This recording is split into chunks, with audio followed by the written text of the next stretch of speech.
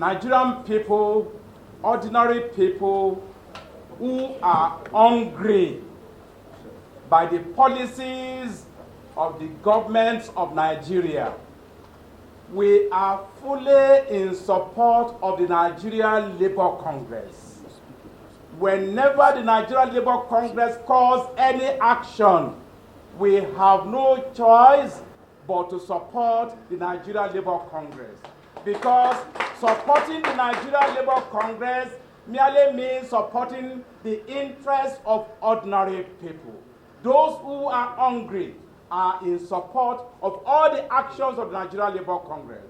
And we condemn all the intimidations that the president of the Nigerian Labour Congress has reported here. We confronted the military. We fought military dictatorship to a standstill. We were prepared to lose our freedom. We were prepared to lose our life. No elected government in Nigeria will succeed in intimidating us into silence. We reject all the intimidations of the Nigerian Labour Congress. And we ask President Bola Ahmed Tinubu to stop, call its agencies and mad dogs to order. They should allow the free expression of the democratic rights of the Nigerian people. This government, in my own opinion, is the worst government in the entire history of the Nigerian people.